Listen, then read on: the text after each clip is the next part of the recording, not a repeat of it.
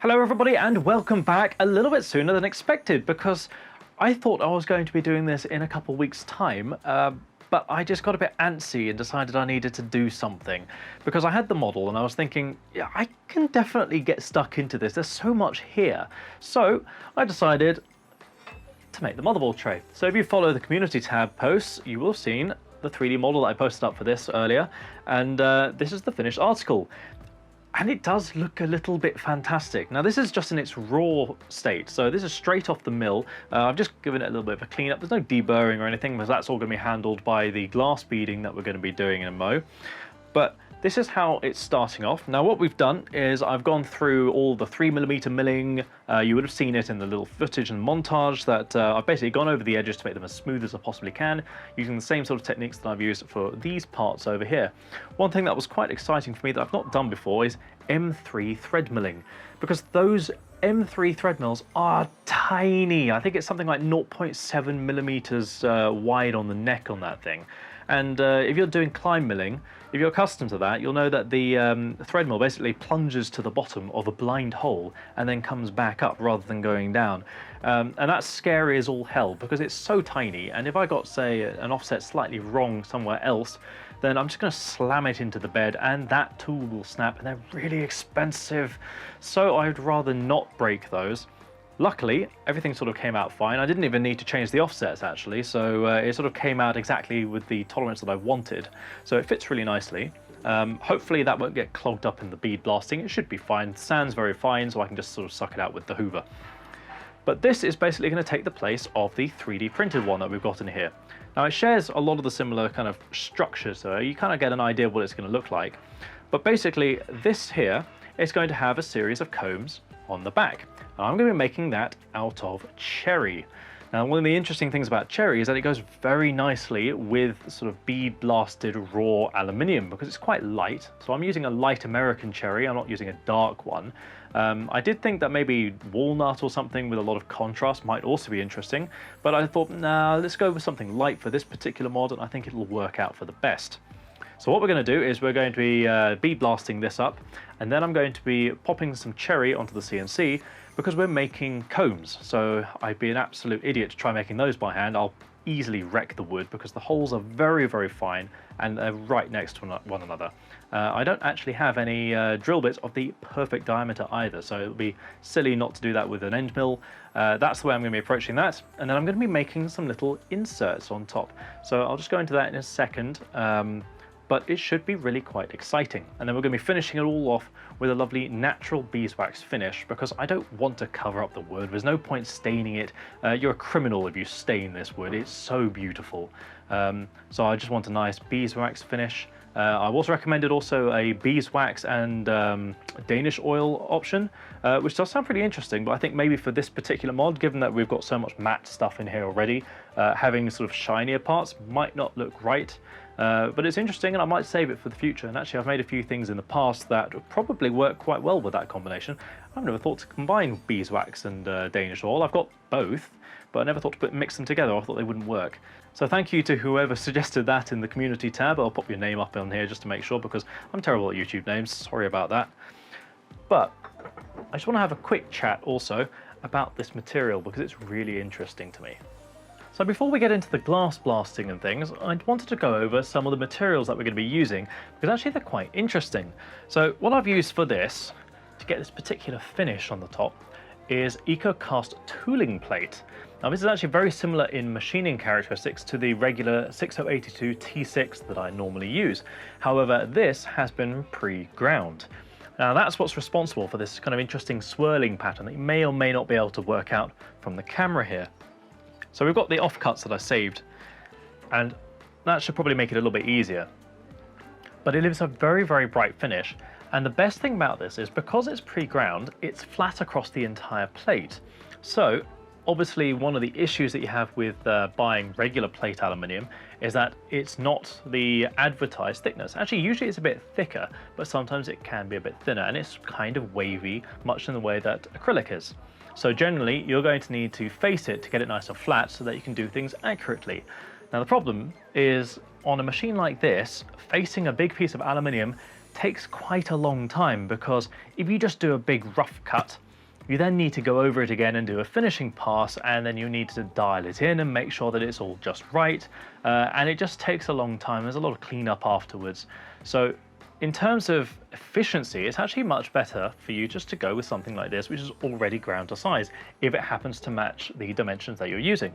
So I'm lucky in that actually I can sort of work things around to match the plate instead. So I buy this 5mm stuff, and so I make some of my measurements 5mm or 8 or 10, depending on what I'm going to be doing. So it's an incredible time saver for hobby stuff because not only does it machine fantastically well, it's incredibly strong, it's very even, there's not much stress in the material because of the casting process, so it won't warp after you've cut it. It's very easy going on the tools, and it looks fantastic. And it takes finishes incredibly well as well, which is a nice bonus. Now, that's the aluminium, but what's this? This is the cherry that I'm going to be using.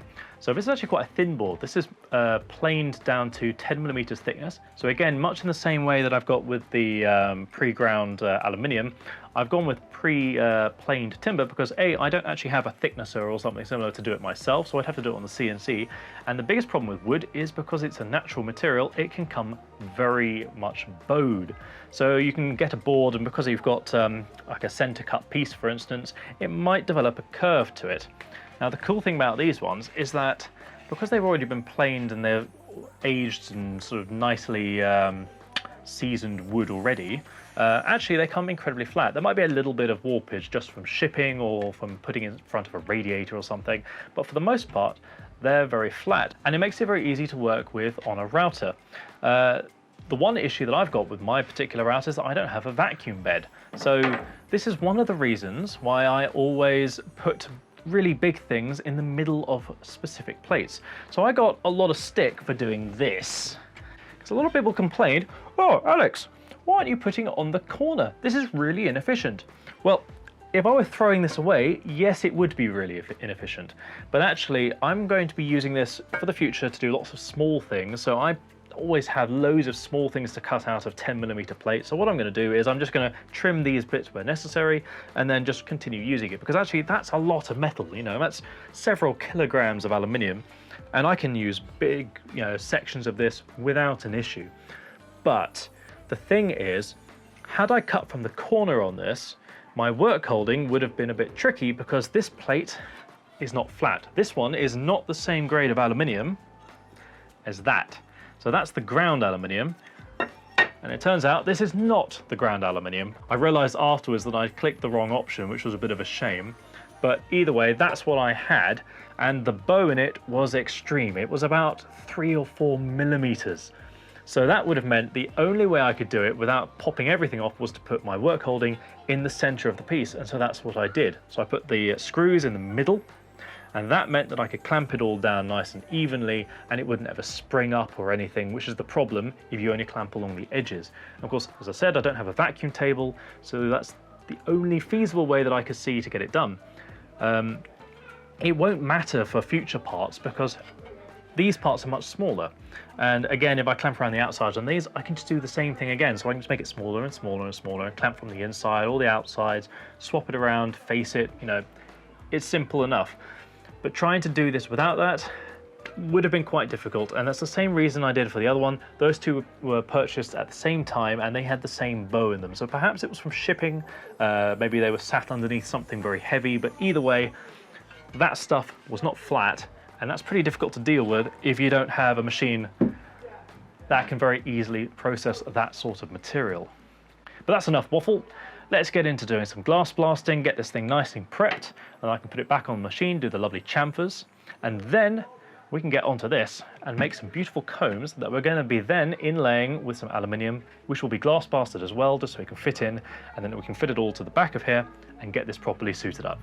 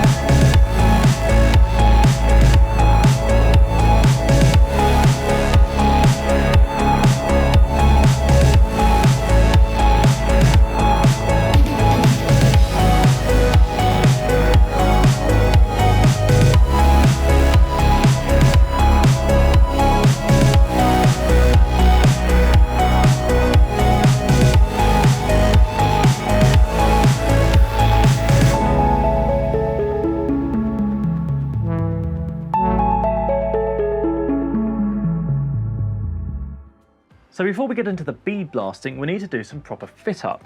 So this is how these combs sit on the back of the panel. And these are just held in with a little bit of double-sided tape so that I can have them in the positions I need. But before I do any of the finishing on this, and before I do any of the final work on the actual plate itself, I want to make sure that I've got all the mounting holes, because these have holes on the other side, and I need to drill those manually, which means I need to know exactly where they fit on the plate. So to do that, I'm going to be marking out using the holes that are already pre-drilled into here so that they're all in the exact correct locations. And what I'm going to be doing is I'm going to be marking out those using the pillar drill, getting them nice and accurate, and then to hold them in place, I've got these, which are quite cool, because these aren't regular sort of wood screws. Whilst they do look quite similar, they're self-tapping screws. What's cool about them is that they have little Torx heads, so it might be a little bit difficult to see on that. But they have little Torx heads on the end, and I think that looks more interesting because most of the time they come with Phillips or cheese head or something, and I think they look horrible, especially if you've got lovely hex heads everywhere else. I know these can't be seen, they're going to be behind the motherboard, but you know, I'll know they're there. So I got some nice little Torx ones, plus I can use these around the workshop for loads of little things. And I've got all the bits for it, so it just makes sense. But I think they're quite nice, and they should do a rather good job holding all these in, because all I need to do is use a 2mm pilot hole inside these, and then these 2.9mm screws will fit in just right. So that's what we're going to do now. We're going to mark these up, drill the holes, and then hopefully get this whole thing going, do the bead blasting, and then it's just a matter of assembly.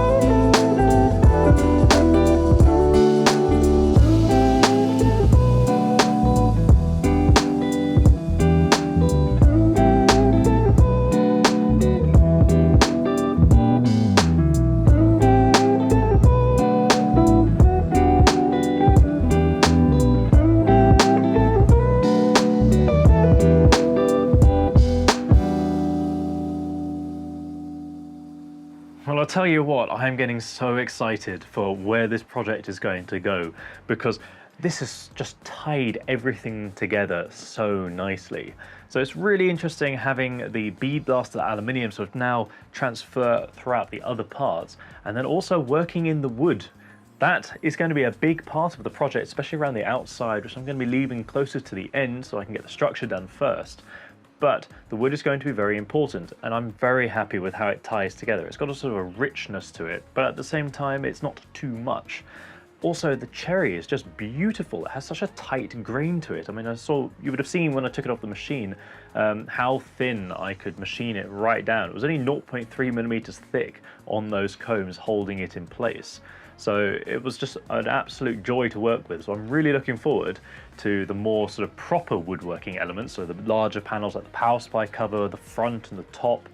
Those are going to have a lot of work done to them. And it's going to be interesting because I'm going to have to combine parts on the CNC so I can get the dimensions right, but also handwork to finish them together because I'm going to have to be gluing panels up and sort of changing their forms a bit so that they can all fit into the shapes that I want to make. So that's going to be really exciting, and I'm very much looking forward to it. I'm also really happy with how these inlays came out, because this was sort of an idea that I sort of had on on the fly, and I was thinking, is it going to work? Is it going to be too much? But actually, I think having the inlay in these combs just breaks up the wood a little bit. There's still a lot of it. I mean, it's quite thick. It's 10mm thick here, and of course the backs are going to be plain wood as well. But I think just having that little bit of extra aluminium ties it all together really quite nicely. And it was so satisfying pushing those little tabs in, because they just sunk in, no adhesives necessary, just a push fit. Absolutely brilliant, really enjoyed it. Although I did make a small gaffe, which again isn't on camera, where I did 2 of the pieces upside down. So I had to go put them back in after I'd finished packing away the whole bead blasting setup, which was a bit of a pain because it was quite late at night when that happened. But c'est la vie, just dealt with it, and it was worth the extra time. So for the next update, I'm probably going to be focusing, I think, on the front panel. So we're going to have a big radiator mount, which then connects to a lot of other components. And then I'm also going to have a dual DDC pump distro kind of setup over here. And I think that's going to be quite important, because not only are these 2 pieces fairly self-contained in that they're not directly going to affect all the other parts with their placement, because I know exactly where they're going, but having them in place will help with the other parts so I can measure and reference things to check that I'm in the right track. And I think it's going to make things a little bit easier when I'm doing things like the rear panel distro plate with the radiator built into it, along with the other panel over here with the reservoir. So I think that'd be a good idea to start on that, and then maybe move on to the back, and then we'll see where it goes from there. Now, of course, you don't want to miss out on any of those updates, so the best way to stay up to date with the project is by subscribing to the channel, of course, if you haven't already. You can also find us over on builds.gg, Instagram, Twitter, and Facebook linked below. And of course, we've also got our Discord server down there. Be sure to pop in, say hi, and have a chat, because that is by far the best place for behind the scenes work on these projects and future ones, because I'm always posting up little things here and there and having a good old discussion with everyone. It's a great community and a great place to hang around. Of course, we also have our merchandise store linked below as well, so if you'd like to support the channel, be sure to pop in, have a look. We're going to be updating it frequently with new items in the future, so be sure to check back regularly. Take care, folks, and I'll catch you next time.